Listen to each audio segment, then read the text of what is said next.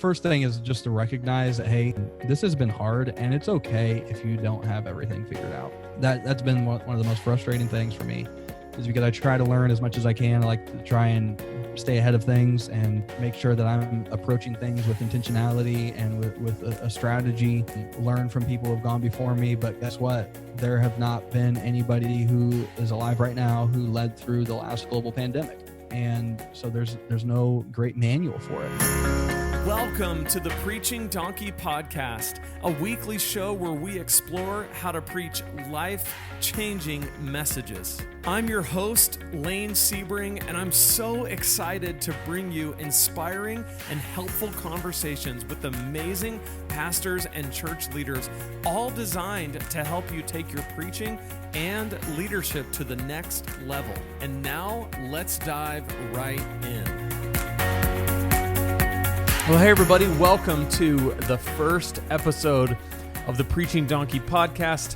I am so excited to get this kicked off today. Thank you for joining us, whether you're watching on YouTube or you're listening on Apple Podcasts or Spotify or Google or wherever you're listening.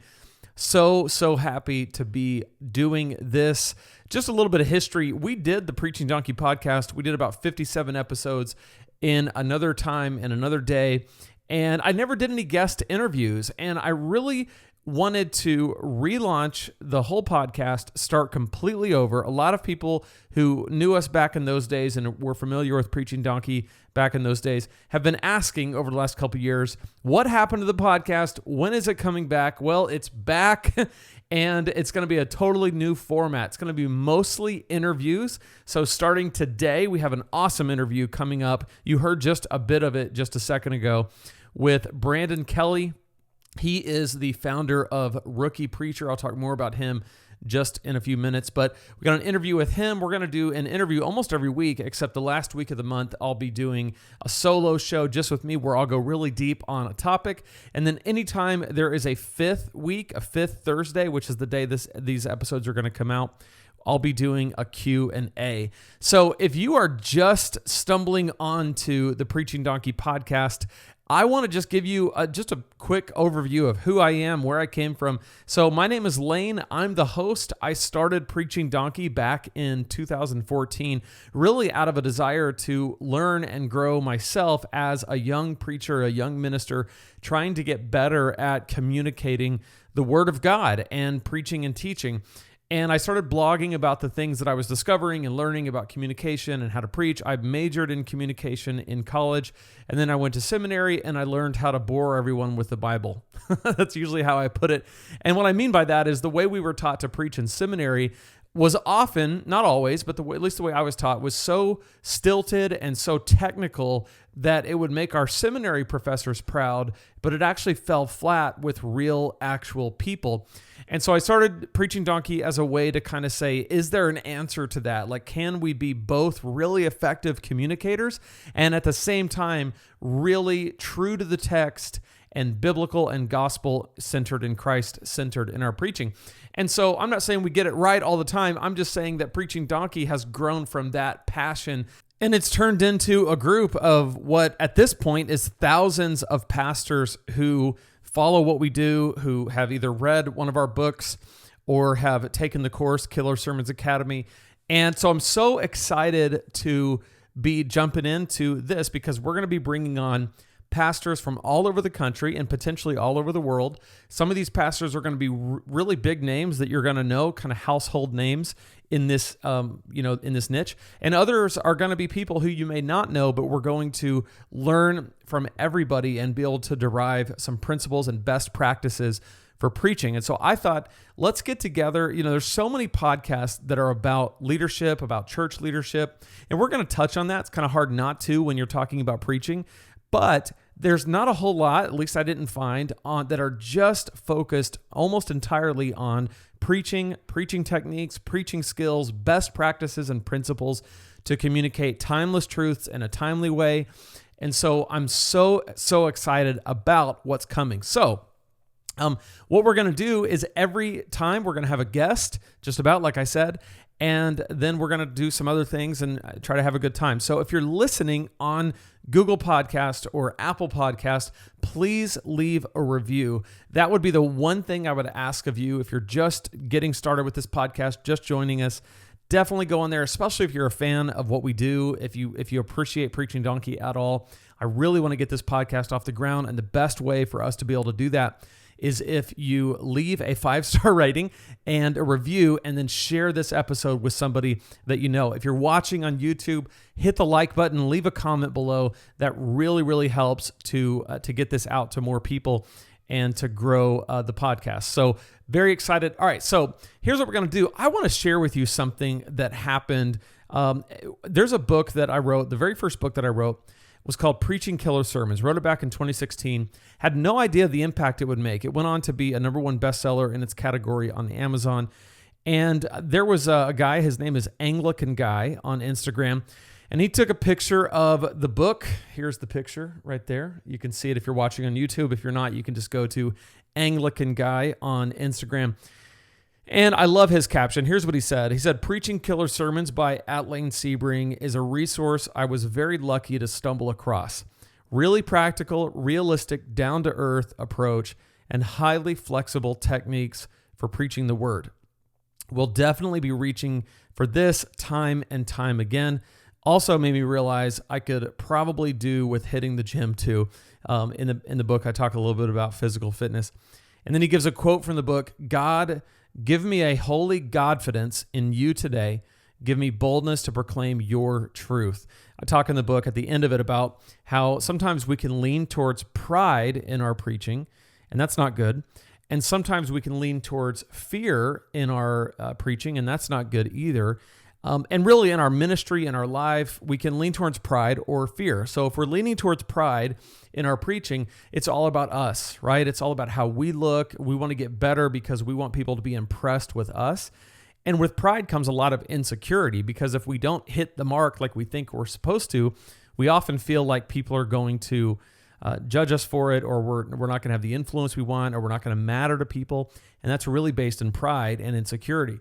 And on the other side, there's fear. Okay, what are these people going to think of me? And what if I say the wrong thing? Or what if I say something that's true, but it's offensive, which is very common, especially these days, right?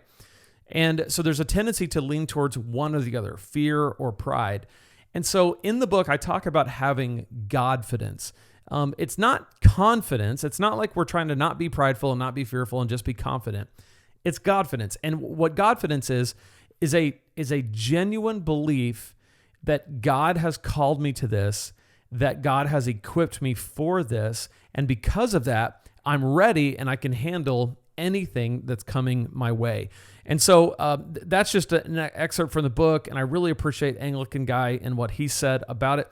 You can check that out on Amazon at, it's called Preaching Killer Sermons, How to Create and Deliver Messages That Captivate and Inspire. I also just want to give you something for listening today or watching on YouTube. If you go to preachingdonkey.com/21 days, you can pick up my free 21-day guide to creating killer sermons. It is free, and it is a 3-week, 3-step process that helps you kind of think through how to create a message and how to deliver a message maybe in a new way. Whether you're new to preaching or you've been preaching for a long time, there will be something in there for you. All right, so let's go ahead and get started for today, and I'm going to cue up the interview. I sat down and I talked to Brandon Kelley. Brandon is a pastor. He's a lead pastor at a church in Indiana. And he also is the creator of rookiepreacher.com. We have a pretty good relationship. I started Preaching Donkey. I think about a year later, he started rookiepreacher.com, and we just hit it off. We had a mutual love for helping preachers communicate better. We had a lot of things in common, a lot of the same ideas and the same ideals. He ended up writing a book called Preaching Sticky Sermons. And so definitely go check that out at Amazon. That'll be a really good book for you to pick up. And he created a course called Sticky Sermons Academy, which I'm a contributor on. And he's done a lot for preachers and leaders, and he's in the trenches. And in this interview, he's going to get very honest and open about some of the struggles that he's had this year in 2020 with just dealing with the pandemic and everything that goes with that and all the struggles that every pastor and every leader has had to navigate through, as none of us have ever led through a global pandemic before.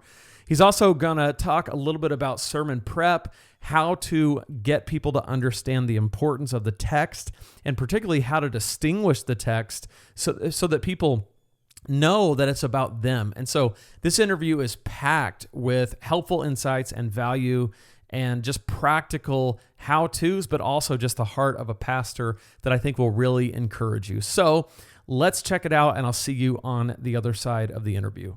Brandon Kelley, it's so awesome to have you on the show. Thanks for being here, man. Absolutely. Really excited. You know, I can't wait to get into everything that we're going to get into today. And I talked a little bit when I was introducing you about who you are and how we met. But can you talk a little bit about who you are and what got you to where you are as the lead pastor of a church? I didn't grow up in church at all. And so growing up, the most I went to a church was to play basketball, because that's where my friends, that was like the best court in town. So that's what we did. I guess it was during youth group. We never heard anything about Jesus. And I don't know that I would have been receptive to it. Maybe we did. I just didn't remember it.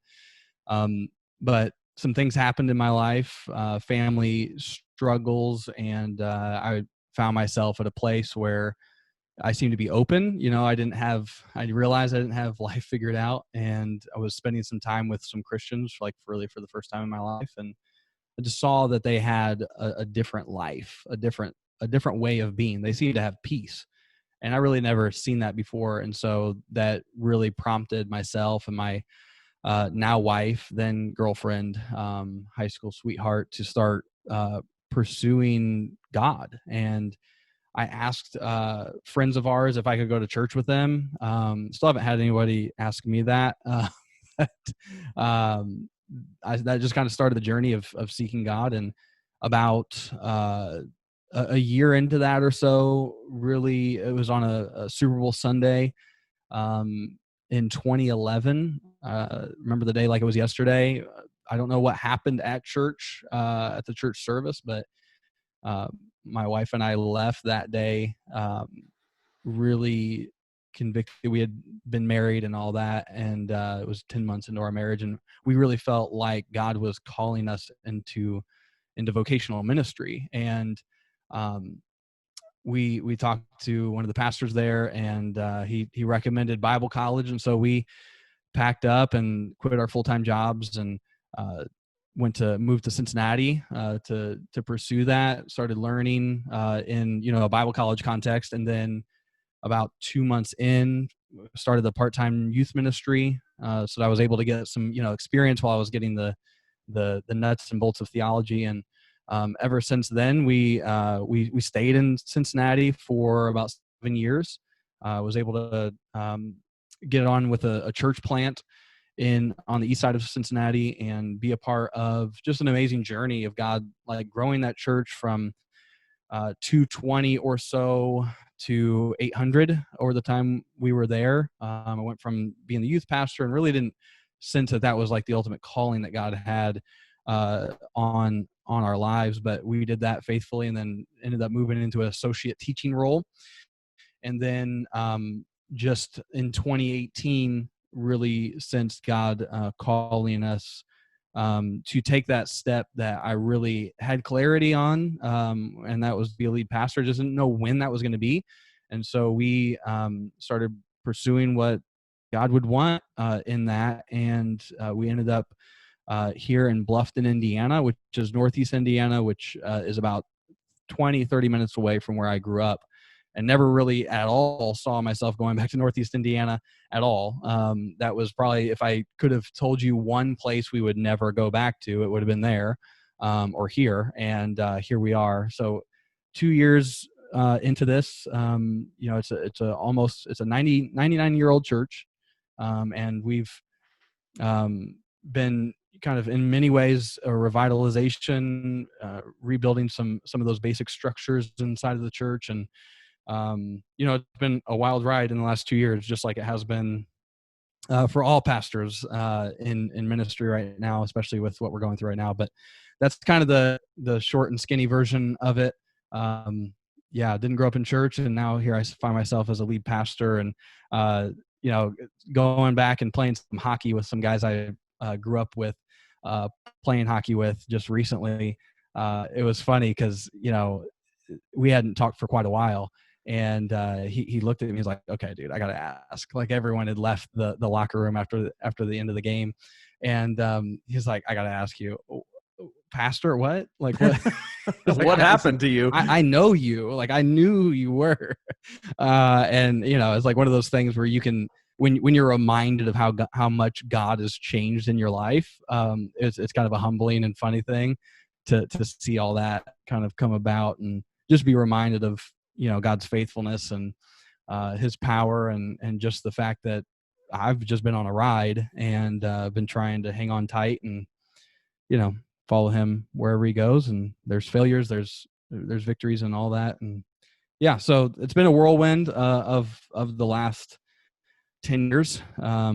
Really been a follower of Jesus for about 10 years, and he's done some crazy stuff so far. So yeah, that's me. Well, I love hearing about that. And you know, what's interesting is your perspective. And it's funny because when you were talking about how you became a Christian later in life, which I knew that about you, but I've never thought to ask this. And then you brought it up with your friends, but where a lot of pastors probably grew up going to church, not all, but a lot grew up going to church. And then the calling came sometime, you know, maybe high school or college, and they decided to go into ministry. But not having that perspective, not growing up in church, do you think that your preaching and your leadership is more geared towards outsiders because you not too long ago was an unbeliever, or is it geared towards Christians, or do you have to be just as intentional about that as someone who grew up in church? What are your thoughts on that? I think there's a uniqueness that I like.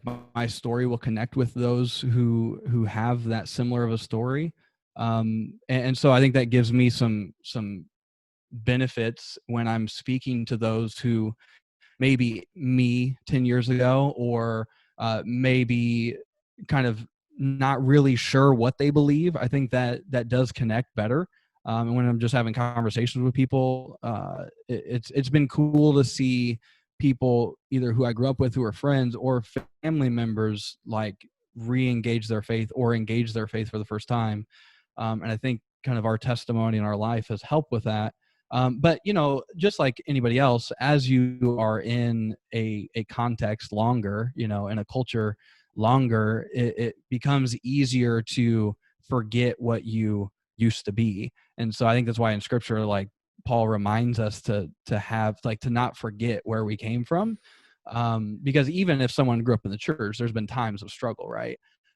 Where maybe we didn't always take the right steps and follow Him faithfully. But I'd say, to answer your question, really, it's still a thing where I need to always keep in mind the both. And if I were to trend one way, I'd say, like, in the decisions I make and in the leadership kind of direction I go, it is much more in a heart toward, hey, we need to be making sure that our services, that the way we speak, the way I preach is in the vein of making sure that the first timer, the newcomer, the person who doesn't know anything, doesn't feel like they have to take a prerequisite in Old Testament history before they understand what I'm saying. Like, I'm never going to say, hey, and we all know the story of Habakkuk, you know, and like take that for granted. Because I was that Bible college student in Old Testament history class, and my professor would be like, and we all know about this. And I'm thinking to myself, actually, I don't. Like, I have no idea what you're talking about, because the church I was at only preached in the New Testament. I have no idea. And so I'd say my preaching leadership, it does kind of trend that direction. But just like everyone else, I've got to always remind myself to not miss that. So it's still a battle, but I think there are some inherent kind of benefits to the story that I live. But I'm always reminding, like, Christians and lifelong people who have been in church their whole life, whether they followed Jesus all the way or not. Like, I'm always reminding people, like, hey, just so you know, if your story is you grew up in church and you know, you may have strayed away a few times or whatever, but like you grew up in a home where your parents loved Jesus and loved you and tried to tell you about that and disciple you, like, don't be ashamed of that, because that's what I kind of encountered sometimes in Christian culture, where like people like lift up a story like mine and diminish the story of kind of lifelong faithfulness. And I'm saying to our people, I remind them all the time, like, your story is what I want my kid's story to be. Like, I'm raising 4 kids, and I don't have a framework for what a Christian home is supposed to look like. So I'm just like making this up as I go. But my hope and prayer is that their story is what your story is, growing up in church, finding that faith for themselves and moving forward. So I'm trying to make sure that the church people are cognizant of people who don't know anything, or they're gracious with them, and they're focused on reaching them. But also the people who are just learning things, I want them to engage in their faith right away. And some of those moments are like the best, when you have someone who's new and they're just like, they're hungry, they want to learn, and they surrender to Christ. You get to go into the waters of baptism. They come up and then they're starting the ministry the next week, and they're just diving in. They're in a community group, all those things, and you can just see just light bulbs start to go on, and it's that does get me super excited. So that's a long answer to your simple question, but yeah. No, I mean, it's kind of what I figured. It's just really cool to hear that perspective, because I think obviously our listeners are going to be all over the place. Some are going to have grown up in church, and others are going to have the experience like you have. And I think it's important what you said. Everybody's story is a story that matters, because if God changed a life, then he changed a life. I want to switch gears to preparation. It's interesting. You talked about never assuming, never saying, hey, we all remember what happened in Habakkuk, because not everybody did. So when you are presenting a text, whether it's Habakkuk, Old Testament, New Testament, what are some things that you want to do in your preparation and in your delivery to that text as you present it to make sure that that kind of thing doesn't happen? Context is always super important. When I'm studying a passage, I want to be able to approach it in a way where by the time in the sermon, so I'm always doing prep work with the sermon in mind. Like, I want to read it, I want to see what it says, but then as soon as I'm trying to like really understand saying, I'm taking my eyes and my mind to the place where, okay, how do I get people to the place where they're ready to hear this and receive it? And so what that usually means for me is I'm looking at an angle of entry, where we can approach the text. So where I'm not going to ever say like, all right, good morning, everyone. Now turn in your Bibles to Romans chapter 3, and let's start reading. Like, I'm not going to do that, because I feel like that's expecting people to get onto the train and they don't even know when it leaves, and that it's already leaving before they or even where get to it's the station. going or anything, right? Right. Yeah. They have no idea. They're like, I don't even know if I want to get on this ride. Where am I going? So I want to give them a situation contextually, for them to think about the text going into it. But then I also want to lay some groundwork to the context of the passage. Like, one of my most helpful classes, I think, in Bible college was just being able to just see the story that's behind the story, or seeing the situation behind the situation. So I want to bring that out. I don't want to do it in a boring way, but especially when you're talking about a passage that actually has, like, you need to know this in order to understand it. I want to bring that out either after I start reading it or before we even get into it. So I'm always thinking about how can we help people get on the journey, and like you said, like they kind of have an idea of where we're going, or they're at least engaged enough to care. And so I'm always looking at an angle of entry, both contextually for us here today and for them back then, whenever, whether you're talking about New Testament, Old Testament, their culture.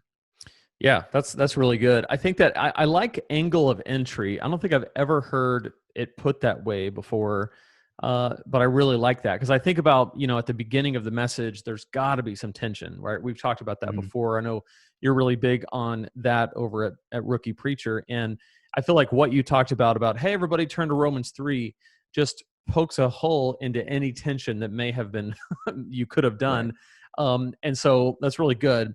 So I want to ask you about this because I've heard you talk before about the 5 things that you do with the text before or while you're preparing, and how it shows up in your teaching. So what are those 5 things and what's important about them?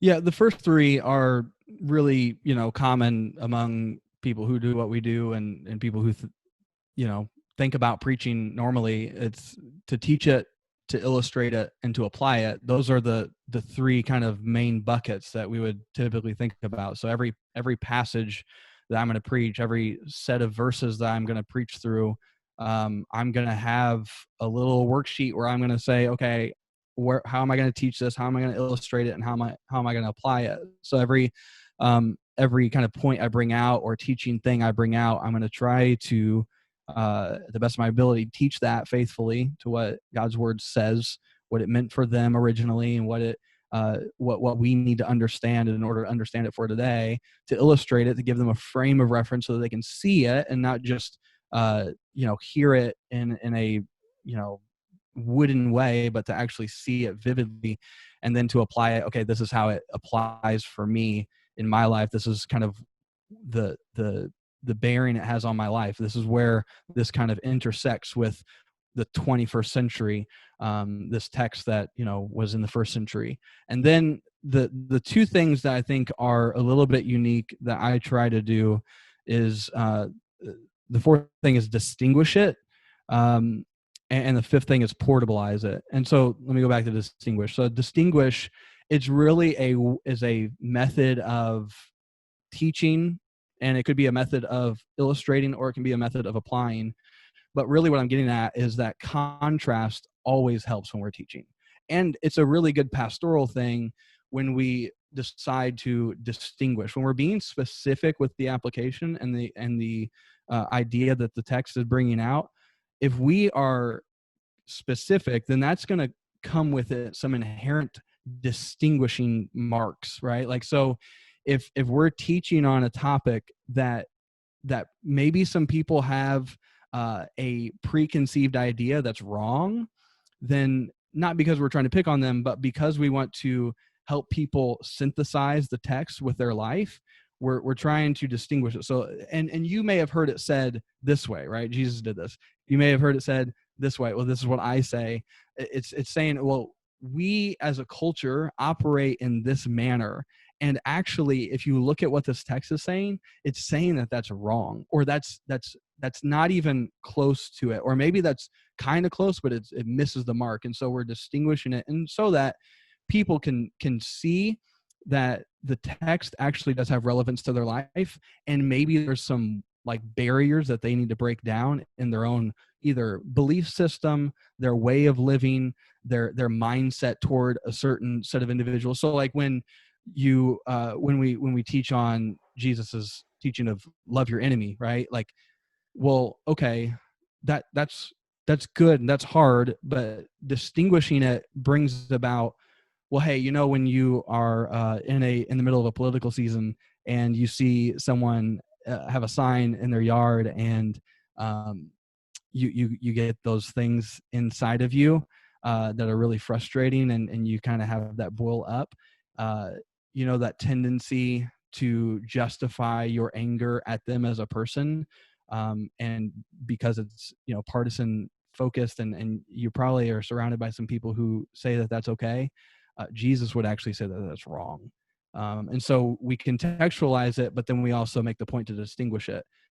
Because if we never identify, it's kind of like a prophetic way of preaching in some ways. If we never identify the cultural beliefs, the cultural kind of influences that it has on our people, we won't be able to faithfully preach, because that's what scripture is, right? Like Paul, when he's writing letters to the churches, he's identifying things in their lives, in their community, that are wrong. And he's saying, hey, because I love you and because of God's grace, this is the way you ought to go. This is the better way.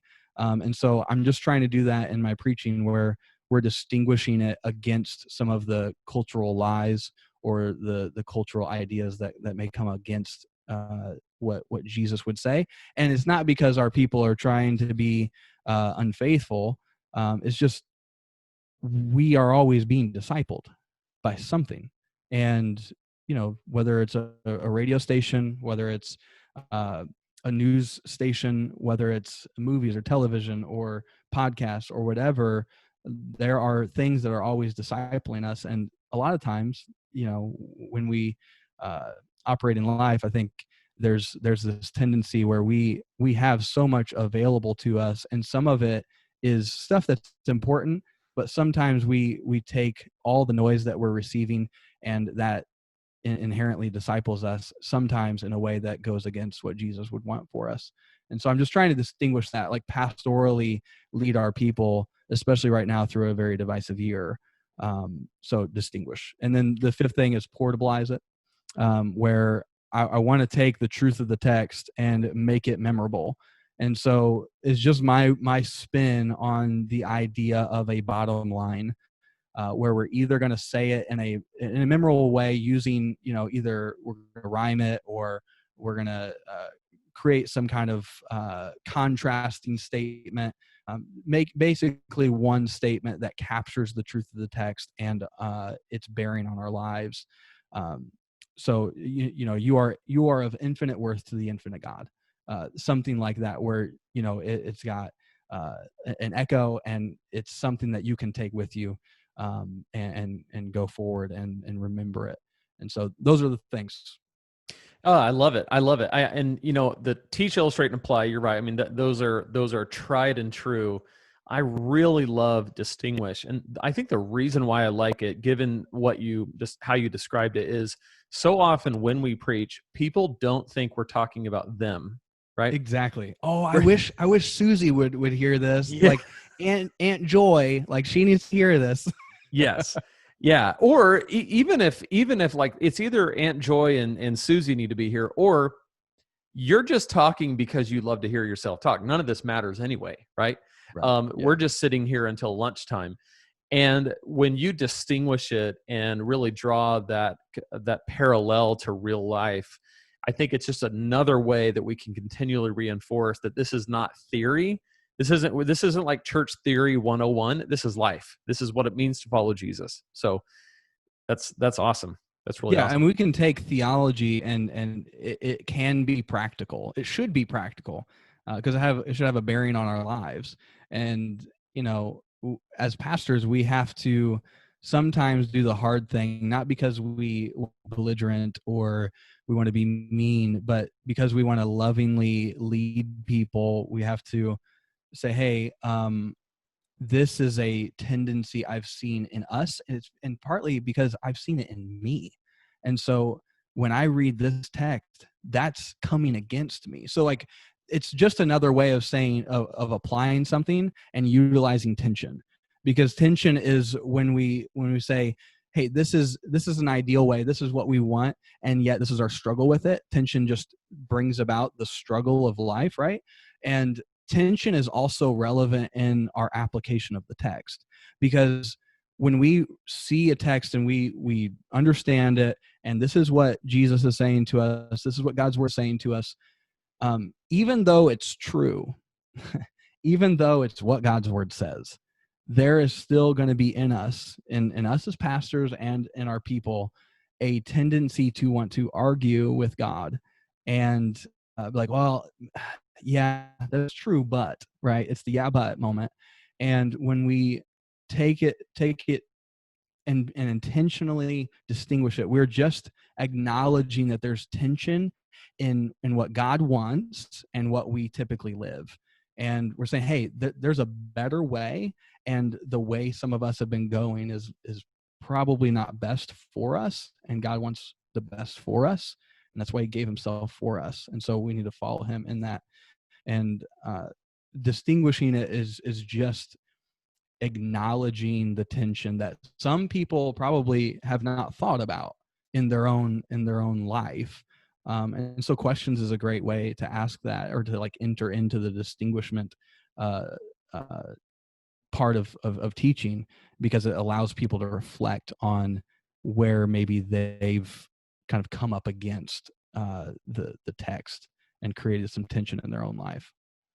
Yeah, I love that. I want to shift gears into your journey as a preacher. One of the things that people ask a lot here at Preaching Donkey, and I'm sure you get asked this a lot in your work at Rookie Preacher, is how do I find my voice as a preacher? So when you think about your preaching journey, how did you find your voice? What's the story there? So I think the struggle with finding your voice as a preacher is, preaching is such a holistic thing. And what I mean by that is we don't get to just choose which version of ourselves or which part of ourselves gets to go into the pulpit and preach a message. Like we can maybe pull that off and like say, I'm going to hide some of these insecurities. I'm going to try and like ignore them. Or like I don't like this part about my personality, so I'm going to try and like leave that backstage and not bring it out. But as we grow as followers of Jesus, I think, and get more comfortable with who God has created us to be and how He's wired us, it allows us to be freed from the expectations we put on ourselves, because we all have our favorite preachers, the ones who connect to us, and it's natural for us to kind of emulate them and kind of sound like them, and that's natural. And so like for my journey, I, I would say like personality tests have a place, especially in trying to understand who we are. Not to say that any personality test is going to be fully holistic and fully capture who you are, because it's just not going to happen. And I know that I lost like half of your listeners because it's a personality test. But the reality for each one of us is that we are unique, that each one of us has a true self, and we have the self that we kind of portray to people. And some of us are like chameleons, and we can kind of adjust how we talk when we what we would say in certain situations. We all do this naturally. The struggle is when you're on stage and everyone's looking at you. It's you, like you have to bring your whole self. So my journey was, just for a frame of reference, Myers-Briggs, I'm an ENTJ, Enneagram, an 8-wing 7. Okay. So the way I always describe this before I had any other kind of way of describing it is I've got 2 modes. I've got serious and intense mode, and I've got like goofy and fun mode. And those 2 modes don't always coincide together.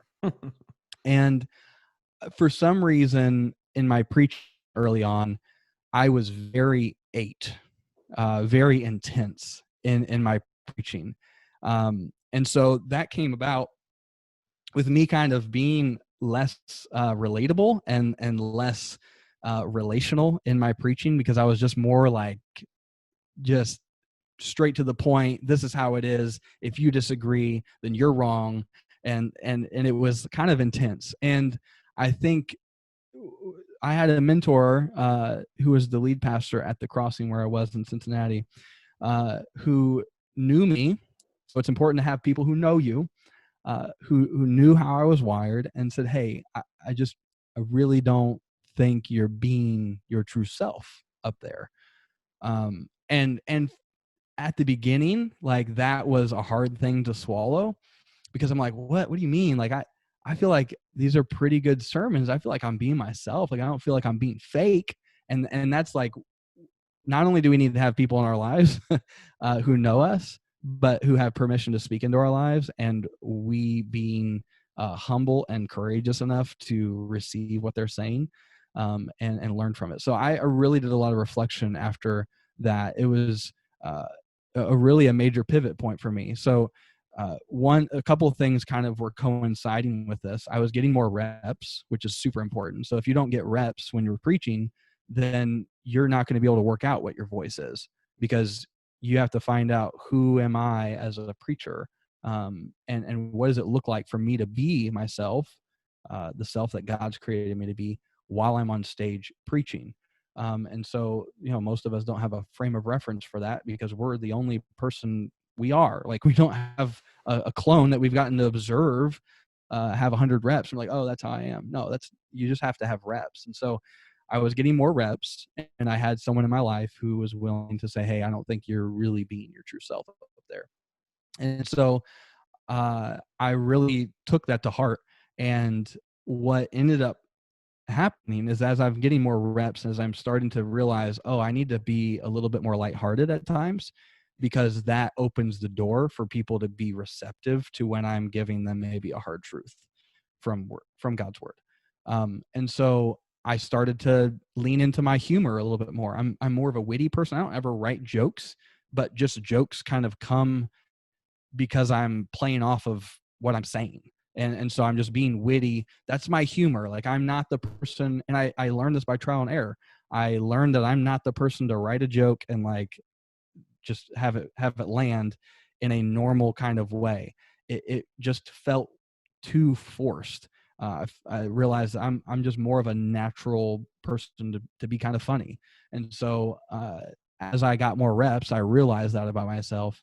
And there was just a point where it just seemed to click. And I think that, I think as Malcolm Gladwell talks about, like the 10,000 hour rule. I think there's some truth to that. I don't know if it's exactly 10,000 hours, but because I was taking it upon myself to get more reps, because those reps weren't always happening on a Sunday morning in the church service. I started a podcast so that I could just get more reps in teaching God's word and preaching. So I was preaching to my computer and then posting it just to get more reps because I wanted to do that. And so having someone in my life really made who knew me and was willing to speak into that and knew preaching was super important. And then it just clicked one day where I realized, okay, this is who I am, and that's okay. I'm not Andy Stanley. I'm not Derwin Gray. I'm not, feeling your favorite Matt Chandler or whatever. Like, I'm not them, but I am me. And God would want me to be me because that's who he created me to be. And the unique self that I bring, my personality, my gift mix, that is good enough to bring. I never want to be, apathetic toward growing. I want to always grow. But at the end of the day, I'm going to bring myself and what God is doing in me, and that's okay. And so I think it's just a blend of maturity, a blend of reps, and a blend of just not just having reps, but having reps and then being willing to evaluate yourself and deconstruct why you preach the way you do, and be willing to change. So I don't know if that's a full-fledged recipe, but that was my experience, and it's made such a world of difference. I feel like I can be my normal self and make fun of myself that I am myself with my congregation. Like, hey, I know that some of y'all, half of y'all, most of y'all probably think I'm crazy, and that's okay. Like, this is just because you're right. I am. Exactly. Like, I agree. Have you ever had a moment where you just wanted to break from yourself? Yeah, me too. But guess what? The person you can't get away from is you. Yeah. And so that was my journey. I love that, and I think you're very fortunate to have someone in your life who was honest with you, because I feel like, for one thing, you're so right about the reps, because there's so many things, and this is what I tell preachers who are frustrated about trying to find their voice. Which, by the way, for people who are asking that question, they're far ahead of a lot of preachers because they're at least trying. But there's so many unnatural things about preaching. If you think about it, it's public speaking, which is most people's biggest fear, right? Mm-hmm. Yeah. And so you're trying to be yourself and find your voice, doing one of the most uncomfortable things that a human being can do: stand up on a stage in a very vulnerable way in front of a pack of people that can just devour all staring at you. Yes. So that's awesome that you were able to do that. And you know what? I've seen that play out in a lot of preachers where, and I think honestly, when I don't think I realized it until I started to get enough time and distance between young preacher and now, where I look back at some of those initial videos of me preaching and I think, I don't know who this person is, but I don't like him, you know, um, because I was either trying to be somebody else, you know, or it was like, okay, intense mode or this or that. And yeah, the more I can, you know, Paul told Timothy, fulfill your ministry. And I think there's something very powerful about that when we fulfill the ministry that God gave us and not the ministry that God gave Matt Chandler, because we're going to stink at that. Like he's got to do that. We can't do that. Yeah. This has been really awesome. I want to end our discussion with a little bit of encouragement and maybe just people knowing that someone else is struggling as well. 2020 has been a very challenging year with the pandemic and everything else going on. What are some challenges that you have experienced this year, whether church related, personal, or all the above, and how have you dealt with them? And what advice would you give to those who are struggling right now? Well, every pastor I talk to can relate to the stress and uh, all of the things that seem to be happening in our hearts and our souls, in our bodies, as we're leading through what some have called, who have been in ministry far longer than I, um, the hardest year of ministry they've ever had. And whether that's recency bias or if it's true, it doesn't change the way we feel, right? And so I would guess, leading through a global pandemic and all of the unique decisions we've had to make, so quickly and so rapidly, has created a really difficult year. Like my experience has been, um, like part of a lot of us are probably on some level mourning the momentum we really felt like we had leading into 2020. Like that's certainly for me. Um, really felt like we had some really great momentum coming out of 2019 and heading into 2020. Now, I didn't make the mistake of preaching like a 2020 vision sermon or series, so I didn't have that struggle, but I certainly had that in my mind, right? And so, um, I'd say for me, um, decision fatigue I learned is real. Just being so tired from making decisions constantly, that was real. The stages of grief are things that we should probably be familiar with because we're all probably in them, and at various stages, and probably bouncing around them all on a constant basis, depending on the week. Um, I, I've had some moments where I've been pondering, is this really what I want to do? Man, I could it'd be much easier if I were doing XYZ. Um, and so if I were like sitting across the table with another pastor who just was feeling the same things I'm feeling, I'd encourage them to do some of the things I've tried to do, and that is recognizing what is in me. I've recently, in the last month or so, started experiencing what I would call brain fog, and as someone who is I like to be creative and I like to have a sharp mind, that's really frustrating. And so I started looking that up, and it's Google, WebMD, whatever. It didn't say I was dying, but I was gonna say you probably are gonna die if you read yeah, it's like WebMD. you're probably already dead. Yeah. Uh, they talked about how it was stress, and it's probably it really is a form of anxiety. Like, yeah, that probably makes sense. So first thing is just to recognize that, hey, this has been hard, and it's okay if you don't have everything figured out. That's been one of the most frustrating things for me, is because I try to learn as much as I can. I like to try and stay ahead of things and make sure that I'm approaching things with intentionality and with a strategy. Learn from people who have gone before me, but guess what? There have not been anybody who is alive right now who led through the last global pandemic, and so there's no great manual for it. And so, um, it's okay that we don't have everything figured out. And I know that there are people looking at us for guidance and direction. And sometimes it's okay to say, right now, I'm just not sure, because we're not God. And he's the one who does know the right direction. And so we need to spend some more time with him. Some of the things I've started to do is I've been continuing to be diligent about taking vacation.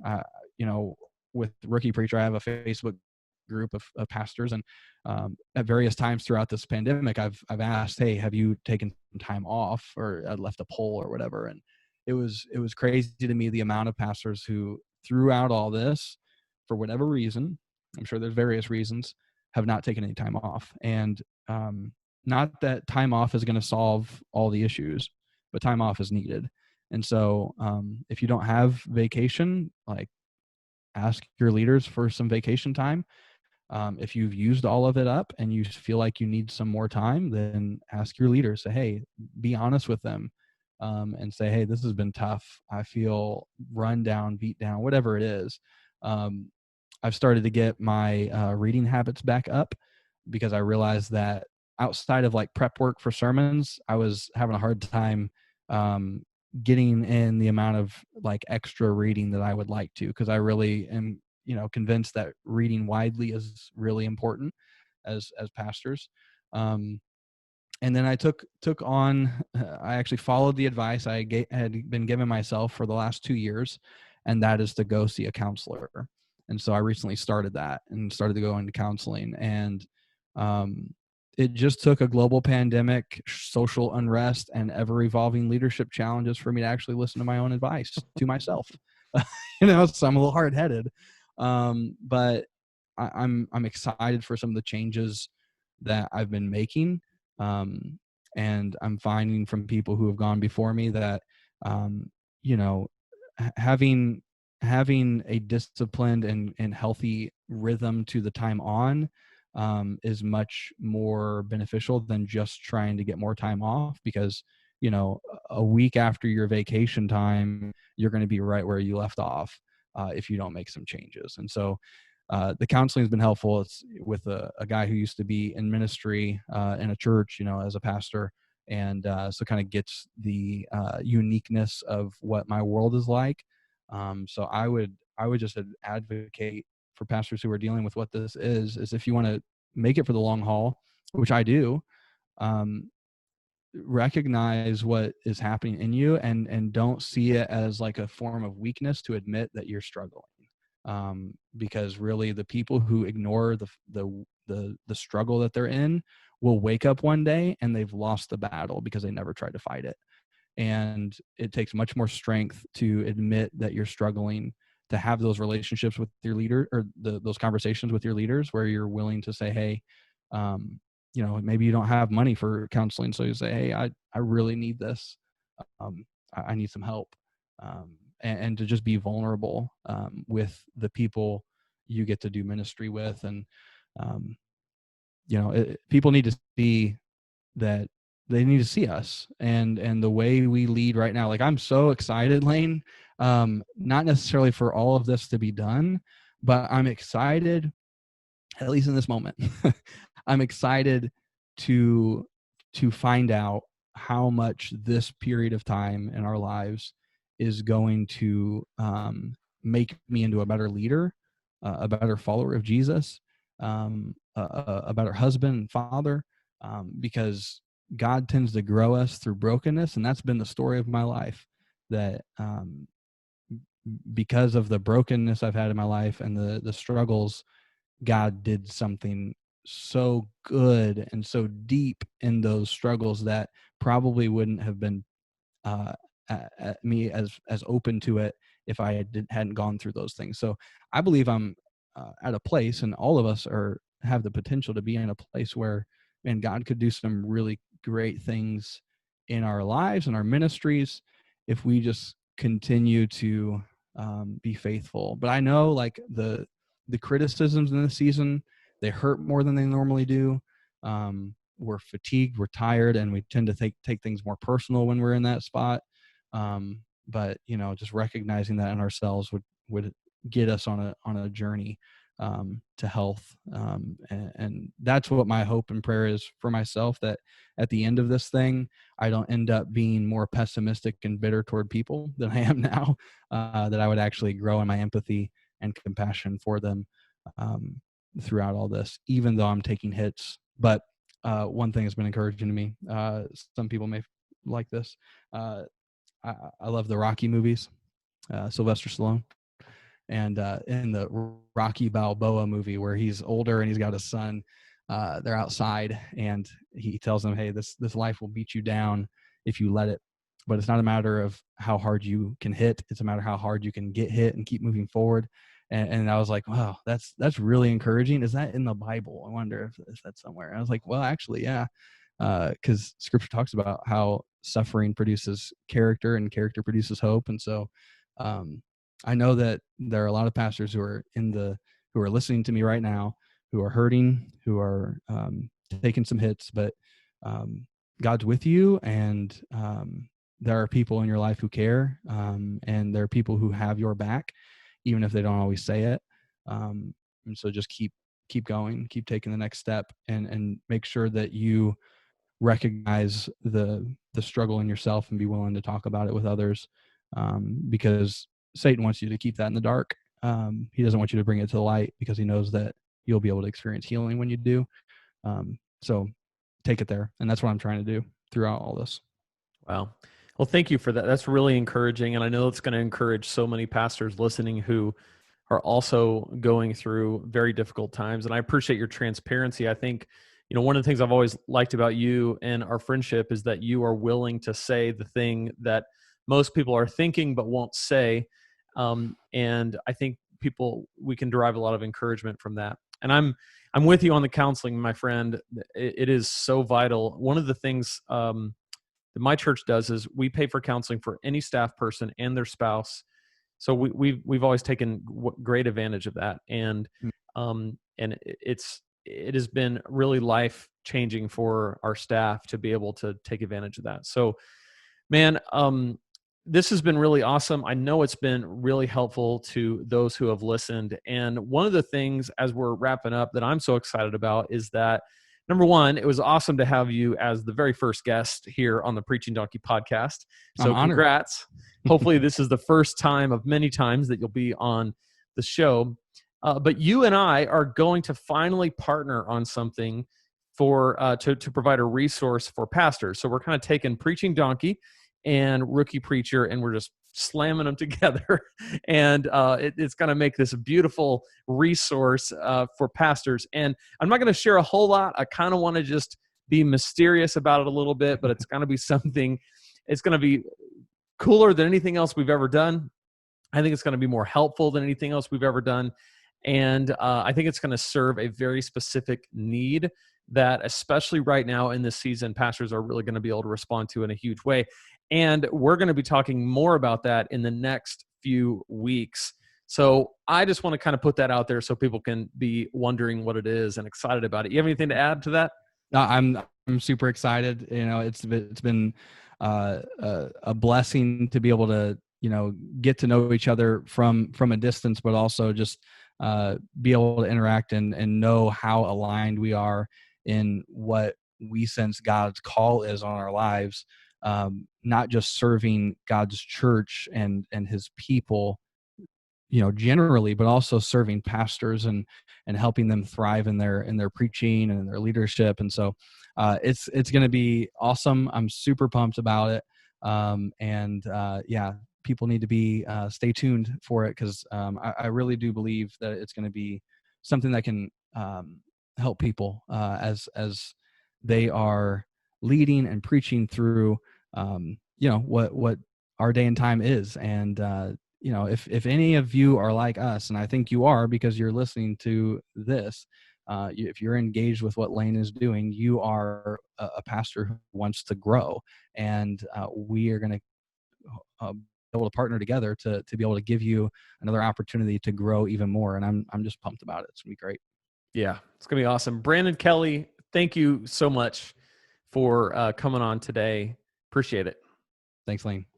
Well, what a great interview with Brandon. It was so awesome to have him on. Big shout out to him. Definitely check out rookiepreacher.com and check him out on Twitter at @BrandonKelley_. That's at @BrandonKelley_. So, there's so much from that interview that stands out to me, and there's so much from that interview that's so powerful. But more than anything, I just love the transparency.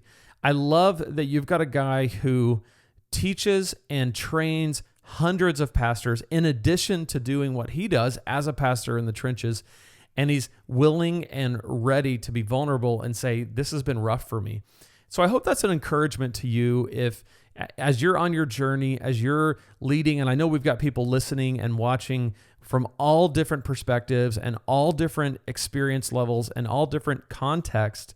But one thing we can get from that is that we don't have to always, or we don't have to ever act like we just have it all together, because in none of us do.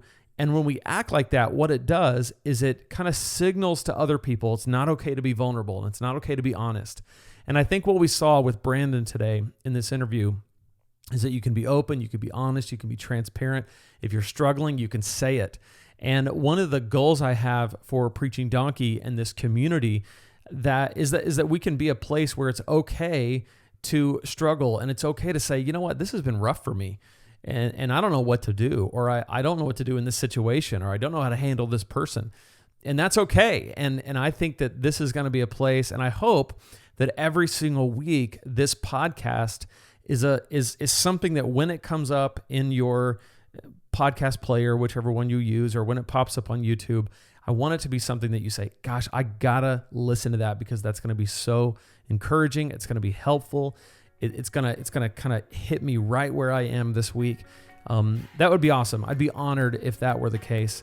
So thank you for listening. Thank you for watching. If you're watching on YouTube, if you're listening, again, please leave a review, give a like, subscribe if you haven't yet to the podcast, whether subscribe on the YouTube channel or subscribe on your podcast player. I would appreciate that so much. Thank you again. And until next time, remember, if God can speak through a donkey, he can speak through you, and he can speak through me. We'll see you next time here at the Preaching Donkey Podcast for episode 2.